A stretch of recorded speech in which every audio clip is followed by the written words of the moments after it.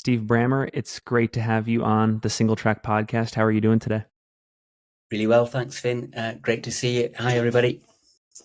Yeah, these are interesting times to say the least in the sport of trail running. And I understand that you have interesting news to contribute to these times. So, what can you share with us today? What is the announcement that you can make?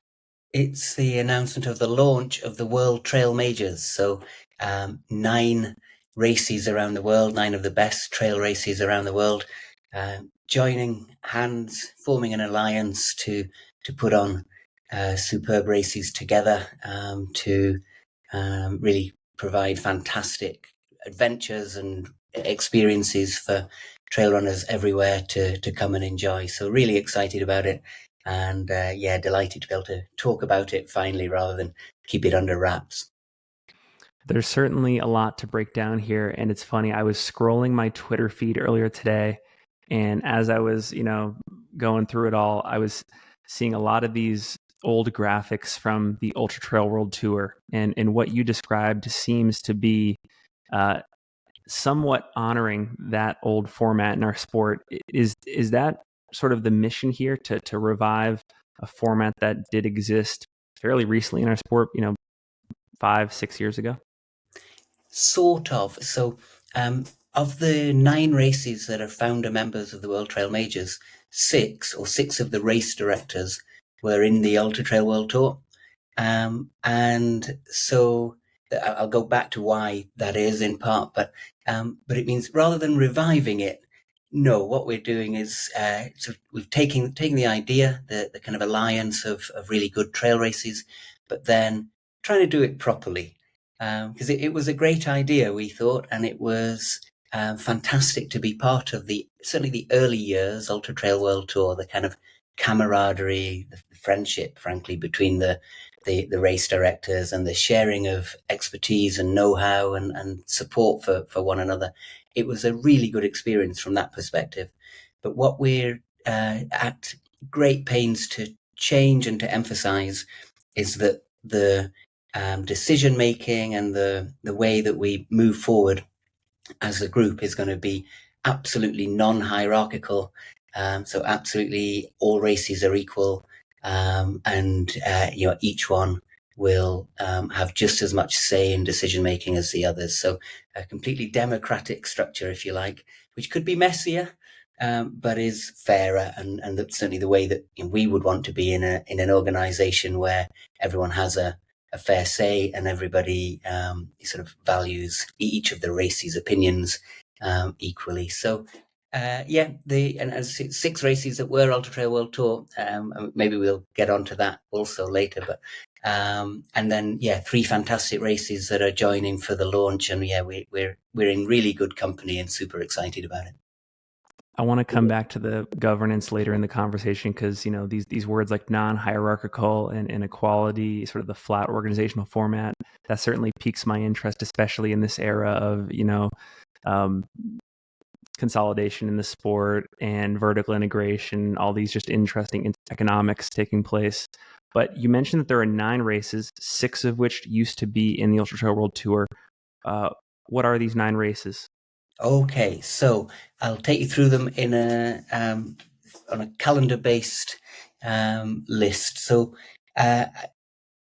first 18th to 21st of January, the Hong Kong 100. So that's the race here in Hong Kong, and it'll be the 14th edition, and we're full steam ahead in terms of preparation.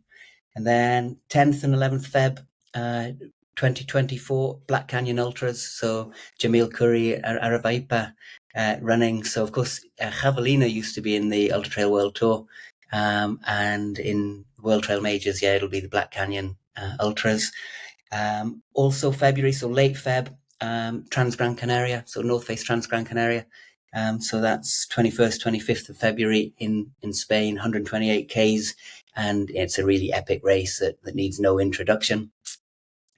And then in April, we've got Madeira Island Ultra Trail, so Mute, and also the Mount Fuji 100. So it used to be called Ultra Trail Mount Fuji, but has recently launched a name change for reasons that we may or may not get into. So yeah, April has Madeira Island and Fuji, and then June sees us in near Neuchâtel in Switzerland for the Swiss Canyon Trail, and also in south of London on the South Downs Way, South Downs National Park, in the UK. So those 2 races in June, and then in July we're in Quebec, at the Quebec Mega Trail, so 100-miler there, and again epic trails and yeah, so long-standing race and yeah, fantastic experience. And then the 9th and final, so the bringing the curtain down on the 2024 World Trail Majors is the R&B Ultra Trail Cape Town, and that's scheduled tentatively for 24th, 26th November 2024. So off to Cape Town for the closing race of the 2024 World Trail Majors. Certainly an all-star, beautiful lineup of races, sort of capturing very interesting spirit globally as well. You know, earlier in the conversation, you said that at least part of the initiative here is to line up exactly that, races that inspire trail runners across the globe for various reasons, all in their own unique ways. There are 9 events, 6 of which were in the Ultra Trail World Tour. But when you think about the question of what exactly are the World Trail Majors, can you get more in depth about, you know, why that exact namesake? Are you borrowing it all from the concept of sort of like the marathon majors in the road running world? And then like what's in it for, you know, not just everyday runners like you and I, but maybe the professionals out there as well? Like what's the draw to come to this as well? Yeah, so in terms of why these races are particularly attractive, in my humble opinion, a lot of it is about the authenticity. So they're all races that are organized by teams that are super passionate about trail running, people who've been in and around it for a long time and who really care about it. They're races that are put on as passion projects, essentially. So they're not just after your dollar. They're not just treating you like a consumer. They really want to make sure that all runners have a fantastic experience, a real adventure when you come, and also that they're authentic as to their location. So you come to Hong Kong 100, and you'll know you're in Hong Kong. You'll meet the community. They'll be at the checkpoints. They'll be at the start and finish. You'll really get that sort of local vibe, local food. That it's not homogenized at all, and same with all of the races. So sort of proudly of and from their local communities, and proudly welcoming the world to races that are an experience of that location. And the anecdote that springs to mind for me was my wife Janet, who's the co-race director here at Hong Kong 100, and I were lucky enough to be at the very first edition of Mount Fuji 100. So then Ultra Trail Mount Fuji, and we were lucky enough to be staying in a ryokan, like a guest house, Japanese guest house, that was being used as well, in part by the organizers as their base. So we saw that they were working so hard on the race that they weren't getting any sleep. They were working around the clock as a team, and yet at the same time they were being very patient and friendly towards us as sort of people from overseas who for whom it's not always easy to understand what's going on. But so we had an amazing race experience. It's kind of really hard, 100-miler, nearly killed me.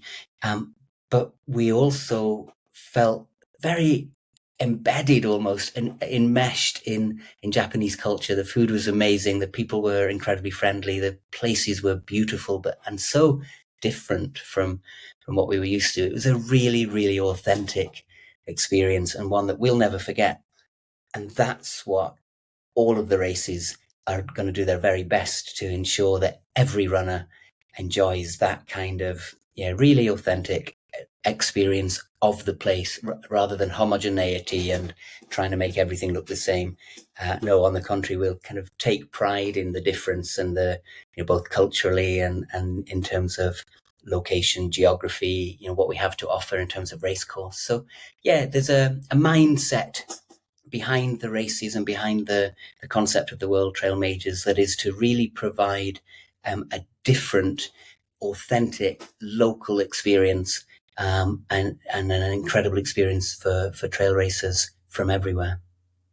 It's really interesting what you said there about homogeneity and sort of operating in a fashion to avoid that and making sure that each race is unique. I guess one of my questions off of that is, is it going to be a challenge then for these races to work together? And in what ways do they work together? A, to support each other in as, helpful a way as possible, but maybe not too much seep into each other's operations or cultures and what makes those races great. Yeah, and it's interesting trying to, when we have calls, and we're on sort of our 10th fortnightly call now as a group, and we've got translators on, and we've got folks from all around the world, and yeah, occasionally it can be a bit like herding cats, but in a way that's part of the fun. It's great that we do sometimes see things differently, and that we're encouraged to speak up if that's the case. But what we share is the passion for the sport, and a desire to put on races that are just the best possible experience and adventure for every runner. So it would be easier if we all thought the same, and spoke the same language, and came from the same place. But it's far more fun to be as we are, with all sorts of languages, people from everywhere, different views on a lot of things, but on the stuff that really matters here in terms of the kind of runner safety, runner experience, we align very quickly. And it's great to see, actually, as soon as you get onto the big topics of how to put on a wonderful race that really caters for the trail running community, we're very quick to align on those sort of big ticket questions. From like a tactical standpoint or from a resource standpoint, can runners and people that are observing this series of races, can they expect to see sort of like a single team working across 9 different races to coordinate things, or resources being shared, or advertising dollars, or technology, anything like what, like sort of behind the scenes, what does like resource sharing look like, for example? Yeah, so we'll certainly be supporting each other in terms of communications and social media, translation, that sort of thing. And we've got a team that is working for the World Trail Majors, based in Canary Islands in Spain. And so you'll see the style of from the team in the Canary Islands in terms of the some of the communications that are very much joint, but we'll all be running around working for each other as well in terms of the comms and so on. In terms of other aspects of race organization, there's a lot of sharing. What's the best timing system you've seen? What's the best registration system? How might I best, I don't know, introduce certain aspects of photography and so on and so forth. So a lot of kind of know-how sharing, expertise behind the scenes and so on. And again, lots of different perspectives because we're from all around the world. But no, it's not going to, suddenly you're not going to have race directors from Hong Kong in charge of a race in Switzerland. Absolutely not. No way. And we'll probably be there, and we'll be conscious of carbon footprint, but some of us will be at each other's races, and I can't wait for that, to be honest. Welcoming people to Hong Kong 100 in January from the World Trail Majors, I couldn't be happier about that prospect. And I dare say I might have another go at Mount Fuji, or turn up in the Canary Islands very soon, and so on and so forth. I'd love to be in Black Canyon in February as well, and so on and so forth. So I'm really, really tempted by the races, but I'm trying to see it, and we're trying to encourage people to see it as a project for a lifetime rather than a project for a year. So, I would like to do those 8 races in addition to Hong Kong 100 over the years, but I think it might be a bit much to try and do them all in a year, so to speak. And again, in terms of carbon footprint, that's not really the aim at all, but to pick them off one at a time and try and over a lifetime take part in all of these races, for me it certainly would be a dream. It's interesting when I look at this list of races, almost every single one of them has a storied history. They've got widespread, or at least significant regional name recognition in the sport. I could be totally wrong, but from what I've seen, most of these races have not struggled to get people to the start line. So I'm curious, what's the value out here for a race like Black Canyon or a race like Cape Town or a race like Hong Kong 100K, given that you already are operating with so many sort of marketing advantages, and local advantages, et cetera. What is the value add, do you see? Yeah, I think you're right. The races are mostly full to oversubscribed already, but there's a value in feeling part of something bigger, part of an alliance, part of a network, so that you do have expertise to tap into when you need it, so that you do share each other's communications and so on, so that we together are much, much stronger when we're all, trying to move the sport and move our own events in a particular direction. Yeah, having an alliance of great race directors from everywhere also helping with this project is really powerful, I think, potentially. Talking maybe about, the opportunity with this type of format to attract more runners, maybe, in the case of like this show, this audience, attracting more like professional runners, elite talent to the fields.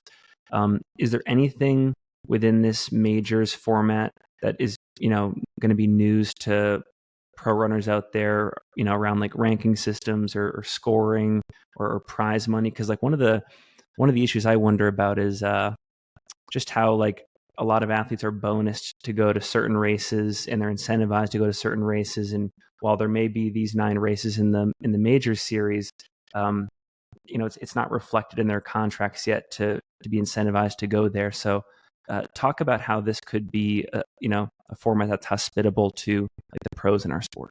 Yeah, for sure. So one really important point that is a little bit different, I think, from a lot of the other series is that you only need to take part in, to finish 2 races to qualify for the ranking series in the World Trail Majors. But in fact, if you do 3 or 4 or 9, it's only your best 2 that will count. So we're not trying to incentivize runners to sort of keep doing all, to do 7 in order to try and win the thing.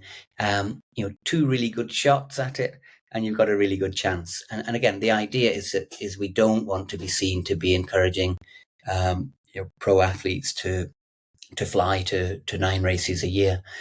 So we think that's quite important, that only 2 races and you will qualify, you'll rank, and not really incentivizing you to then do a 3rd or a 4th or a 5th in a year.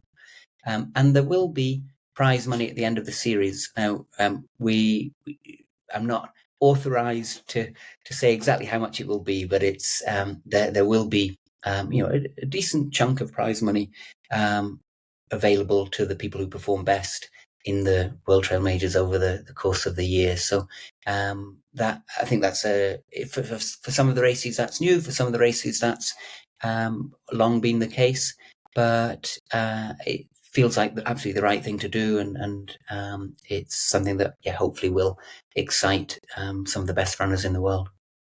And just so I understand, it'll be based on any given runner's top 2 best results within the 9 race series.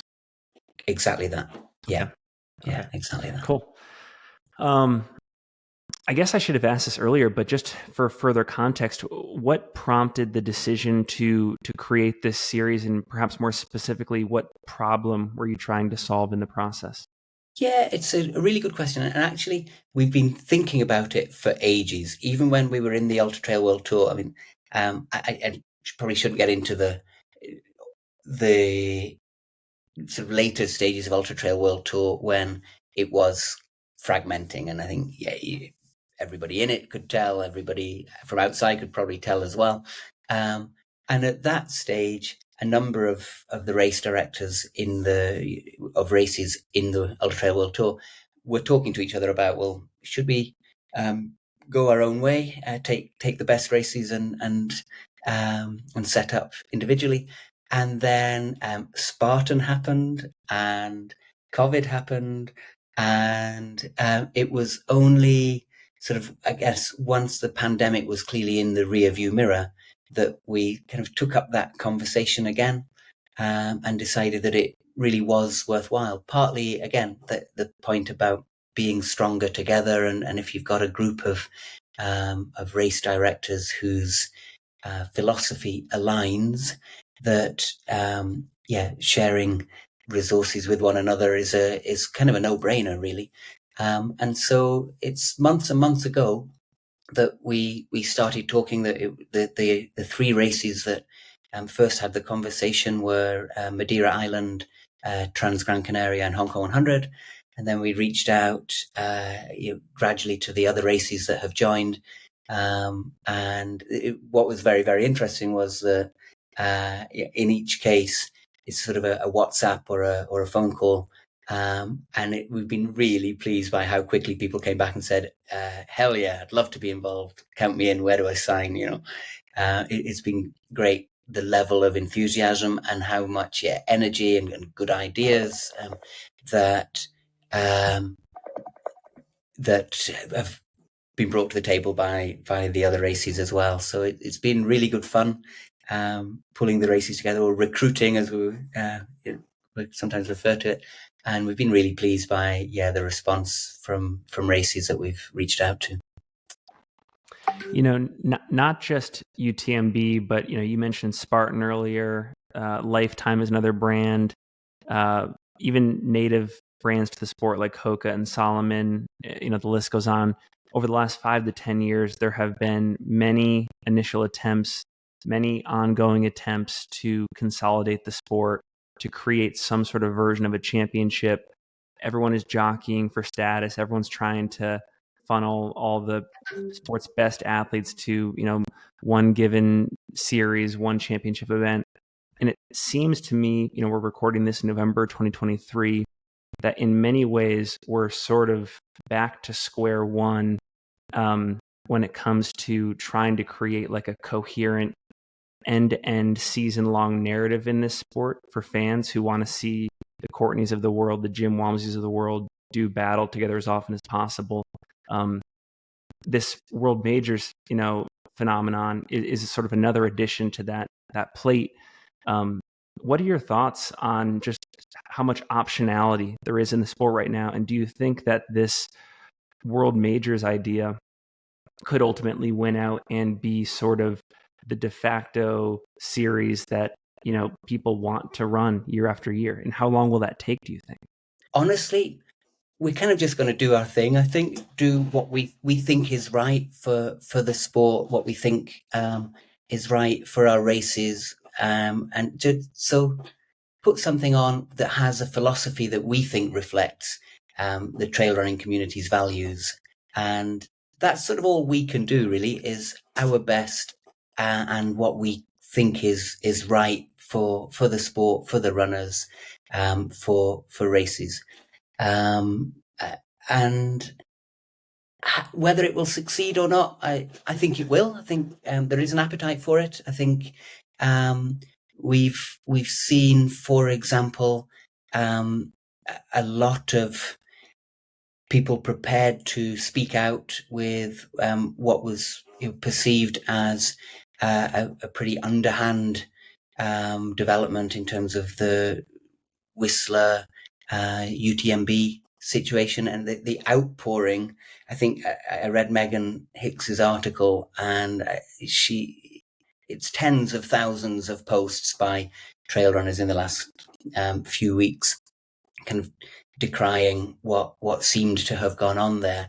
I think there is a massive appetite for trail running done kind of from the heart, with passion, but also with fairness and a sense of all trail running organizers. Really, we're colleagues. We're trying to build the sport. We're trying to put on the best events for For runners, we're trying to do that safely. We're trying to do it in a way that people are going to really enjoy.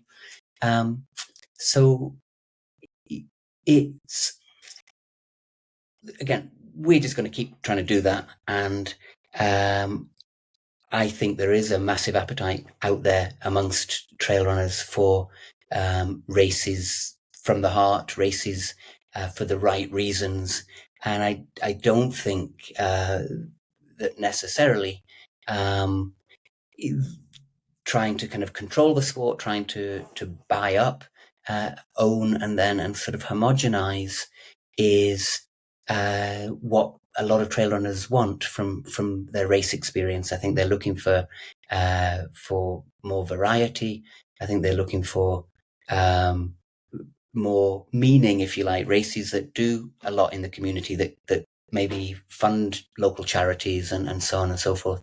Because that's kind of where a lot of us came from. Certainly in Hong Kong, the kind of original trail running scene, it was charity races. It was Oxfam Trail Walker, and then another one for I don't know, education charities in China and an environmental charity. So, go back 20 years, and if you were a trail runner in Hong Kong, almost all of those races you were doing were by NGOs to raise money, because who would run 50 kilometers without that being a sponsored exercise for a charity in those days? And so I think, coming from that scene, if you like, it's easy to try and keep an eye on what you can be doing with a race that has a platform like Hong Kong 100, in the community. And so, for example, last week we wrote checks for $100,000 to a bunch of local charities that are doing stuff in the community here or in Nepal, with education and so on. And I think that's sort of where we all came from in trail running, and where we would be happy to see the races continue to be very connected to community projects and to it sounds cliche, but giving back, doing something worthwhile for the community, and really feeling that you make a contribution, and it's more than just pounds, shillings, and pence in the the end of the day after putting these races on. You mentioned it earlier in the conversation that the plan for the World Trail Majors has sort of been ramping up for a while now. But many fans and runners who are watching and listening to this, they will interpret this announcement and this series formation as either a reaction or a response to what you just talked about earlier, the recent UTMB fallout in Whistler. What would you say to that? I wish we could have pulled together 9 races and got ready for launch in a kind of 2 or 3 week period. But yeah, there's no way on earth we could have done that. So no, complete coincidence that the launch of the World Trail Majors is just a couple of weeks after the Whistler UTMB Ironman thing blew up. So, I mean, obviously we watched it closely, and I think there are, it's obviously something that means an enormous amount to trail runners worldwide. But no, completely coincidental. Yeah, I mean, a fascinating topic, but one that's probably way too big for this conversation, I guess. And I'm looking forward to having a more in-depth convo on it, hopefully at a later date. And I also want to come back to what you were saying a moment ago about, for example, the Hong Kong 100Ks, the extent of your community involvement outside the race, which I think is very admirable and interesting. But there's just maybe 2 more questions that I want to ask you just around the topics of this conversation before we close up. And you said something really interesting earlier, that when you look at a race that's inside the World Trail Majors, you, as a consumer, as someone that's maybe going to register for one of the races, you can kind of rest assured that these are passion projects, and it's not just a business play. And I thought that was a really important statement, and I want to unpack that a bit more because we're in this moment in time where a lot of new runners are coming into the sport, and they aren't aware of the history. They aren't aware of what makes a race necessarily special, and they don't have the experience or the tools to differentiate between what's good and bad. They're new entrants, right? And I heard Bob Crowley from ITRA a while back talk about the importance of educating this influx of people. Maybe this will be continued on in the World Trail Majors, but how can you tell? Like, given how much experience you have as a race director, sort of being involved in ITRA to some extent, for those that are watching and listening, how can you tell the difference between a passion project race and a race that maybe is just in it for the money? Yeah. Once you've done it, you'll know. You can tell when it's done from the heart. You can tell when someone's heart isn't really in it, in terms of volunteers, in terms of the sort of going the extra mile, in terms of organisation to ensure that people are having the best experience. Really, that you ideally you want to be seen as having thought of everything as a race director. Now, of course, you can't. You do your best and you try your hardest, but it's that sense that the race directors have left no stone unturned in terms of providing a really awesome experience for a runner. And I think you know when you see it. And I must admit, when going back to the Whistler sort of controversy, one of the things that really cut through, there were a lot of people from everywhere weighed in on that. The one that I thought cut through with the most sort of vision was Ellie Greenwood. Powerhouse runner, and a really trusted voice in the community. But the way that she described how trail runners should respond to the current environment, with making informed choices and voting with your feet, and finding the races that are run responsibly and perhaps for the right reasons, I thought was a really powerful statement. I don't know whether it's possible to sort of link to that in the notes to We this will. conversation. But that for me, of all the communications I saw around it, and there were so many, it became a full-time job just keeping tabs on it. It was the Ellie Greenwood summary and analysis of the position that I thought was the most insightful and helpful in terms of trying to make sense of it, of the whole thing. Maybe one more question before I want to come back to the Hong Kong 100K, because the majors is going to open with this race, and I think it's a really cool one.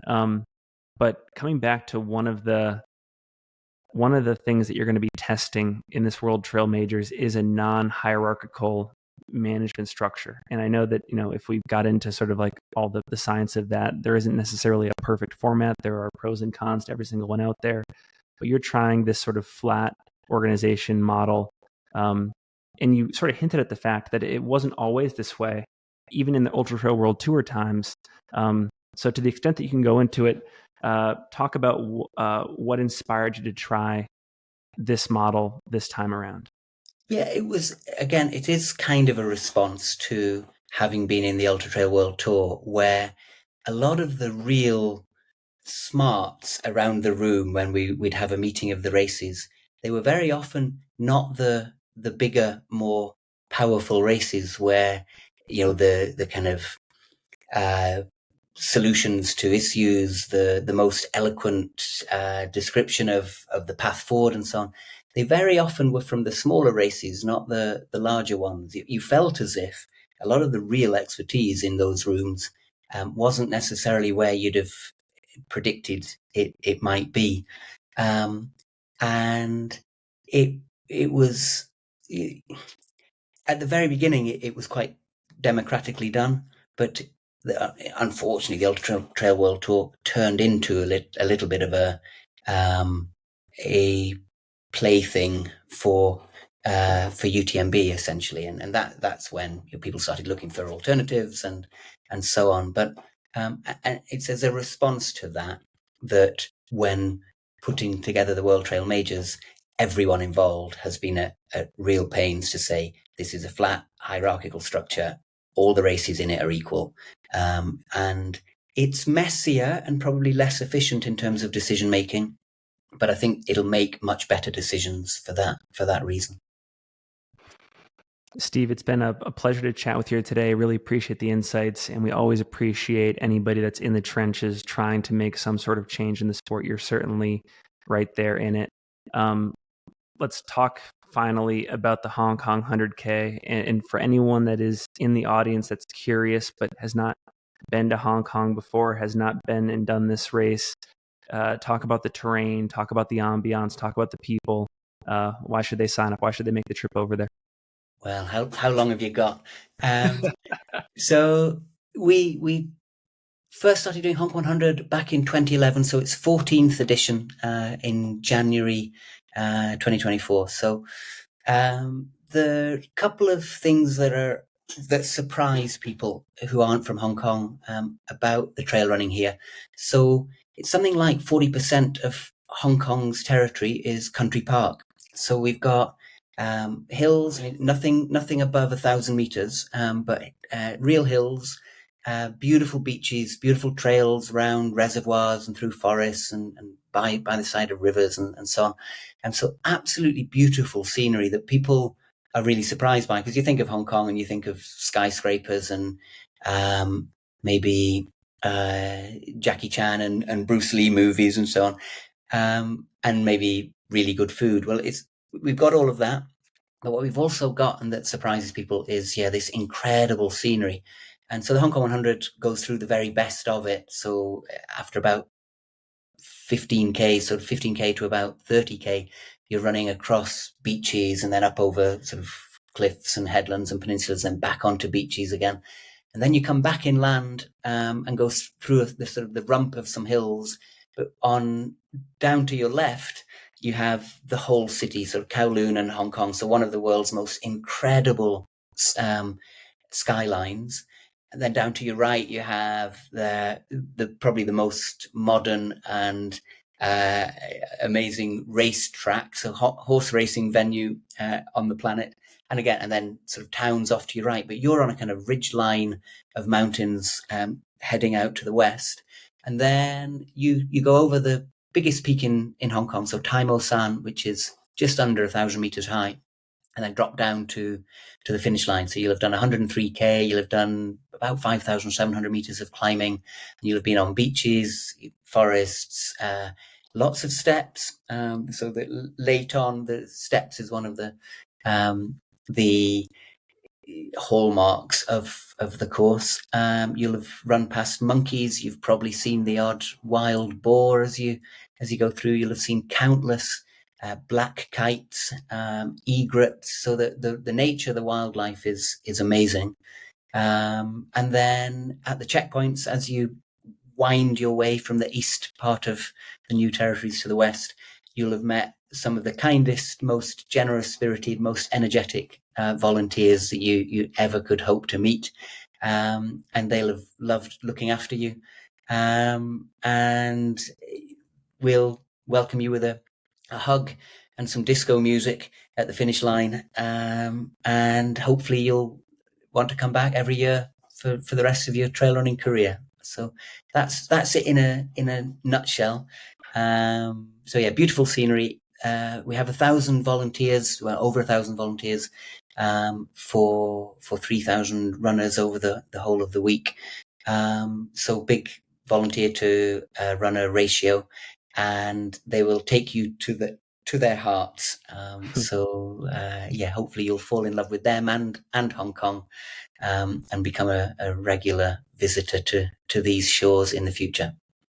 Excellent. Well, yeah, a perfect picture was painted there. I will say I'm trying to make it work on our end from a media standpoint to try to be there this January for the race. I think it's a super cool thing, and we want to support this concept.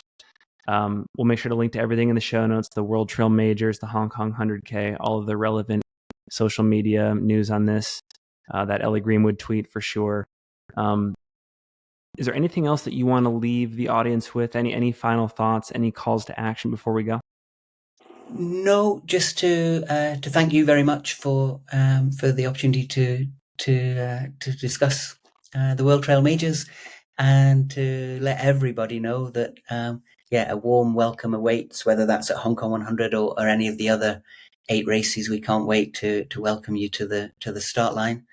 And Finn, we'll see you, I hope, at the start line of Hong Kong 100. You'd do the 100 distance, or would you do a shorter one? I think I'll just be there in a journalistic capacity. Maybe I'll find a way to pace or crew somebody out there, but mostly to just cover the event. Brilliant. Well, we can't wait to provide you a really warm welcome. And thanks for having me.